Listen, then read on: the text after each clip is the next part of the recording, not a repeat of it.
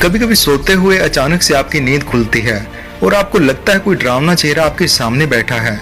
आप देख तो सब रहे होते हैं पर हिल डुल नहीं पाते, बोल नहीं पाते। ऐसी स्थिति में लोग बहुत ज़्यादा डर जाते हैं। इन हालात से अगर आप गुजर चुके हैं तो ये जानकारी आपके लिए बहुत महत्वपूर्ण हो जाती है। अगर नहीं गुजरे तो आने वाले समय में गुजर सकते हैं। तो आज के इस वीडियो में मैं बताऊंगा कि ऐसी हालत क्यों पैदा होती है और किस प्रकार ऐसी हालत का सामना किया जाए। तो आइए चलते हैं। दुनिया में बहुत सारे लोगों के साथ ये घटनाएं होती हैं। सोने के बाद जागने पर इंसान को ऐसा महसूस होता है कि कोई डरावना चेहरा उसके सामने बैठा है और हम खुद को उसके चंगुल से छुड़वा नहीं पा रहे हैं। हम खुद को छुड़वाने की कोशिश करते हैं पर हम छुड़वा नहीं पाते। हमारे हाथ पैर काम नहीं करते। यह स्थिति बहुत डरावनी हो जाती है। कई बार हमें ऐसा लगता है जैसे वो डरावनी आकृति हमें मार डालेगी, पर थोड़ी देर में वो डरावना चेहरा गायब हो जाता है और हम डर जाते हैं। ज्यादातर लोग ऐसी स्थिति में तांत्रिकों, मौलवियों, कर्मकांडियों के पास चले जाते हैं जो पूजा पाठ, कर्मकांड, गंडे ताबीज बंधवाना जैसे उपाय बता देते हैं। कई लोग इन उपायों से ठीक भी हो जाते हैं और कुछ लोग आगे से आगे उलझते जाते हैं, जबकि इस समस्या का इलाज बहुत आसान होता है, जिसे हम इस वीडियो में आगे चलते चलते बताएंगे। आइए अब जानते हैं विज्ञान इस विषय पर क्या कहता है। विज्ञान के अनुसार एक मानसिक समस्या है जिसे स्लीप पैरालिसिस बोला जाता है। सपने हमारे दिमाग के स्टोरेज स्पेस में चलते हैं। हमारे दिमाग में चल रहे सपनों से हमें यह लगता है जैसे सभी घटनाएं असल में चल रही हों, वास्तविक रूप में घटित हो रही हों। जब हम सोई अवस्था में होते हैं तो हमारे शरीर में आंखों की पुतली, हाथ, पैर, गर्दन व अन्य अंगों की मांसपेशियां लगभग निष्क्रिय हो जाती हैं ताकि हम सपने में उठकर चलने ना लग जाएं और अपना नुकसान ना करवा बैठे। जबकि हमारे शरीर के अंदर का तंत्रिका तंत्र काम करता रहता है, जिससे दिल, फेफड़े, गुर्दे जैसे अंग अपना काम करते रहते हैं। सामान्य अवस्था में जब हमें कोई डरावना सपना आता है तो हमारी नींद खुल जाती है और हमें पता लग जाता है कि एक सपना था।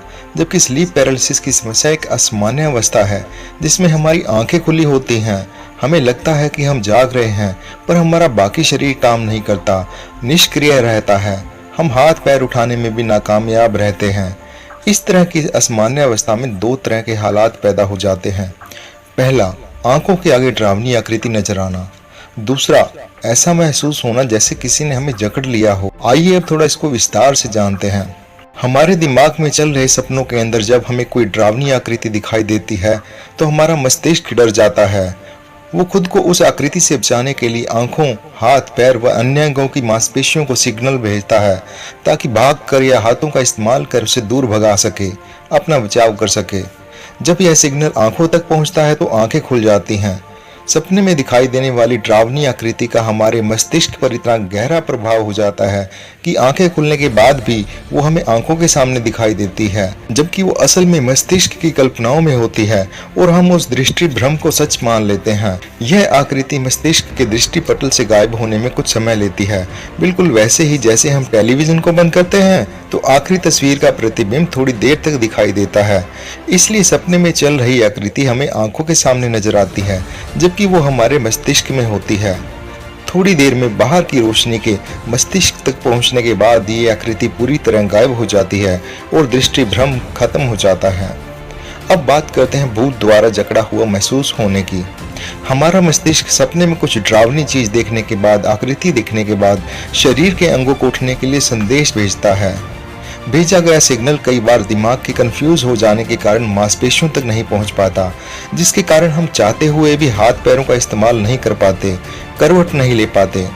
हम हाथ हिलाकर उस आकृति को भगाना चाहते हैं या पैरों का इस्तेमाल करके खुद भागना चाहते हैं, पर हाथ पैरों तक संदेश ना पहुंच पाने के कारण हम नाकामयाब रहते हैं। इस समय हमारी आंखें खुली होती हैं पर हाथ पैर सोई अवस्था में ही रहते हैं। थोड़ी देर बाद हमारे हाथों पैरों में सक्रियता आ जाती है क्योंकि तब तक दिमाग द्वारा भेजा गया सिग्नल वहां तक पहुंच जाता है और हम जागी हुई अवस्था में पहुंच जाते हैं। जब यह डरावनी आकृति आंखों के आगे ज्यादा देर तक बनी रहती है और हम हाथ पैरों से बचाव करने में खुद को असमर्थ पाते हैं तो यह स्थिति बहुत ही डरावनी हो जाती है। ऐसी स्थिति को ही स्लीप पैरालिसिस बोला जाता है। इस स्थिति में दिमाग द्वारा भेजे गए सिग्नल कुछ कारणों से सभी अंगों तक सही से नहीं पहुंच पाते। इनमें से कुछ कारण इस प्रकार हैं।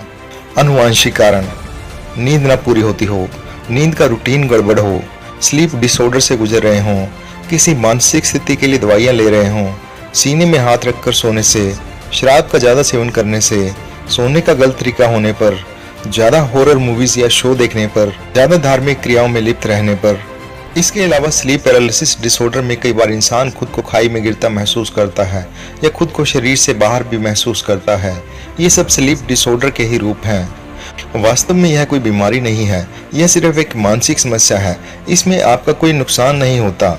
यह नींद में सपने की बात है, नींद में गलत फहमी है। इसलिए सपनों के समय होने वाली इस समस्या को सामान्य लें और ज्यादा होने पर तांत्रिक ओझा के चक्कर में पड़ने की बजाय डॉक्टर को दिखाएं। तांत्रिक लोग भी आपका डर निकालने के लिए तरह तरह के उपाय बता देते हैं, जबकि इस बीमारी में ऐसे उपायों की कोई जरूरत नहीं होती। आपको यह समझना है कि ये खाली काल्पनिक सपना है और नींद के सिस्टम की गड़बड़ है। इसलिए जब भी कभी आप समस्या से गुजरे या कोई और नजदीकी गुजरे तो घबराएं नहीं, बल्कि उसके वास्तविक कारणों को जानकर समस्या का हल करें और अंधविश्वास के चक्कर से बचें और दूसरों को भी बचाएं।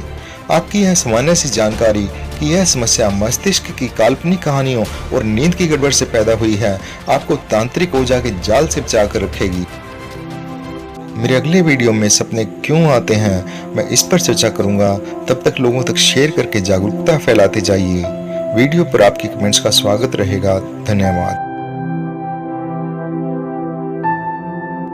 दोस्तों, अगर आपको मेरा वीडियो अच्छा लगा तो लाइक, सब्सक्राइब और शेयर करना ना भूलें और साथ ही बेल आइकन को जरूर दबा दें ताकि भविष्य में भी आपको ऐसे वीडियो के अपडेट्स मिलते रहें।